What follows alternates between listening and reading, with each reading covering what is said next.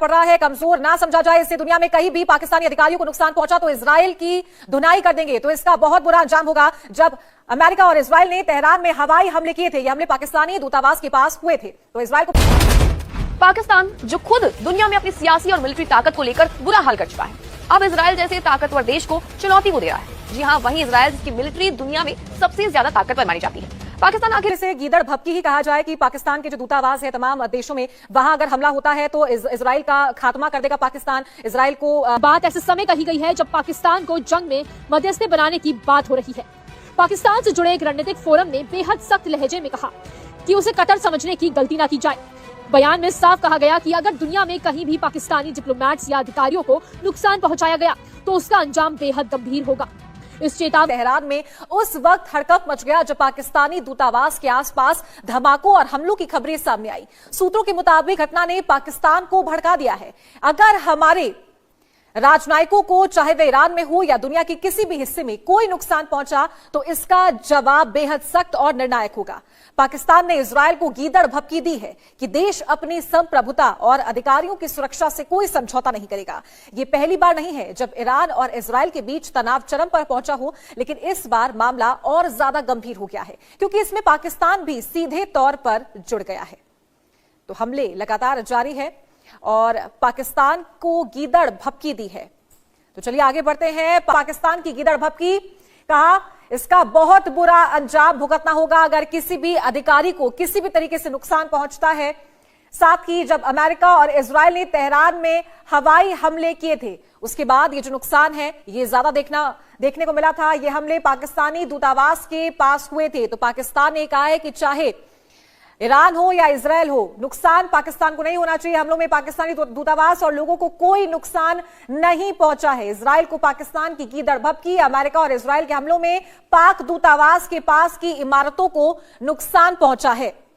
तो पाकिस्तान को कतर की तरह कमजोर ना समझा जाए।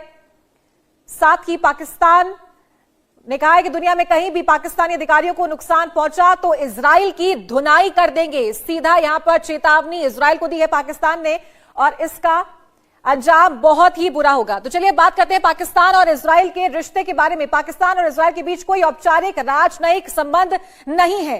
दोनों देशों के रिश्ते ऐतिहासिक रूप से तनावपूर्ण रहे हैं और हमेशा से हिस्ट्री देखी जा रही है। साथ ही पाकिस्तान इजराइल के अस्तित्व को मान्यता नहीं देता है। तो आगे बढ़ेंगे। पाकिस्तान हमेशा फिलिस्तीन का समर्थन करता आया है और इसीलिए जो रिश्ते हैं पाकिस्तान इजराइल के वो कुछ खास नहीं रहे हमेशा से। पाकिस्तान हमेशा फिलिस्तीनियों की स्वतंत्रता की मांग करता रहा है, जिससे नाराजगी इजराइल की हमेशा देखने को मिली है। पाक फिलिस्तीन में इजरायली कार्रवाइयों की निंदा भी करता है।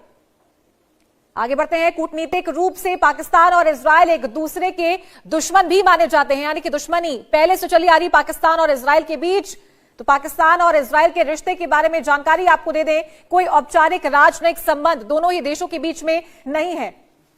तो मिडिल ईस्ट में क्यों अपने दामन में इतनी कमजोर ताकत होने के बावजूद इस जंग का चौधरी बनने की कोशिश कर रहा है?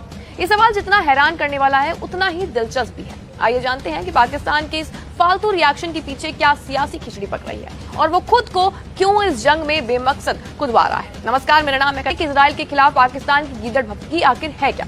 तो दरअसल 26 मार्च की रात को इजराइल ने तेहरान और ईरान पर बड़ी सैन्य कार्रवाई की, जिसमें पाकिस्तान के दूतावास के पास एक जोरदार धमाका हुआ।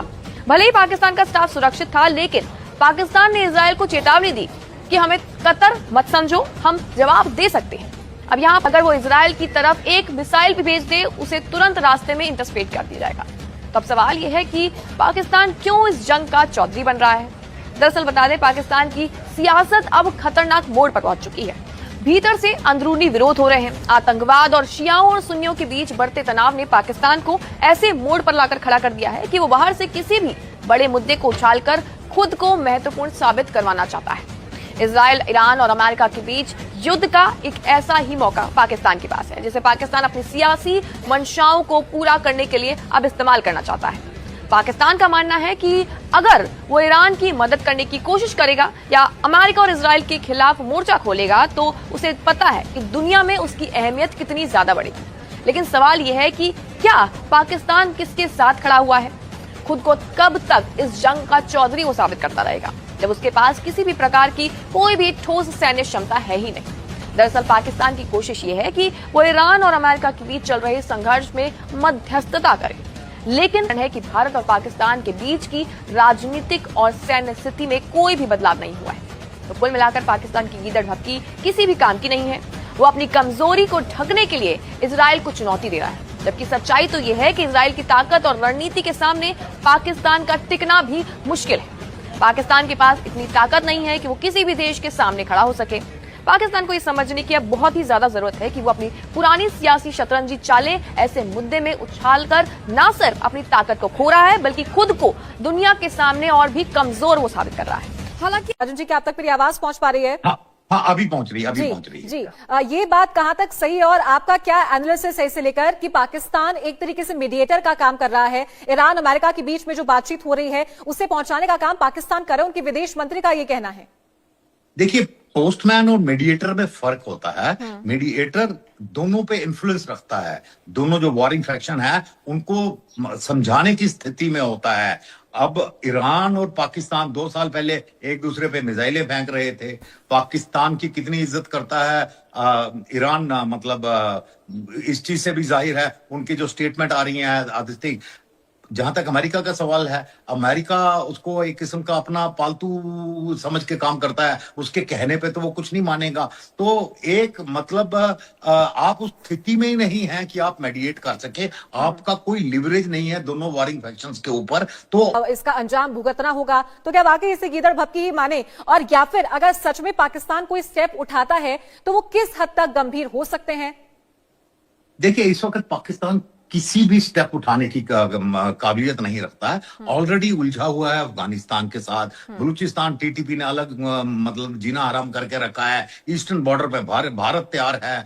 अब वो किधर किसको क्या समझाएगा, और करना है तो अभी कर दो भाई। उन्होंने तो आपकी एम्बेसी उड़ाई दी ईरान की, तो अगर आपको करना है तो ये तो वो बात होगी ना कि एक मारा उसने, बोला एक और मार के दिखा, उसके बाद देखते हैं फिर क्या होता है। तो भाई वो दोबारा मारेगा, उसका भी इंतजार कर लो, फिर आप बोलोगे एक और नहीं बस। तो इट इज लाइक दिस कि वो मतलब इजराइल ने जो करना है वो कर रहा है ऑलरेडी, एंड उन्होंने जो रादर कर दिया है। तो अगर पाकिस्तान का जवाब देना था, अभी जवाब देने का वक्त था। अब क्योंकि उस स्थिति में नहीं है कि जवाब नहीं दे सकता, तो इसलिए बयानबाजी हो रही है। यस, ठीक है। नमस्ते जी। क्या आप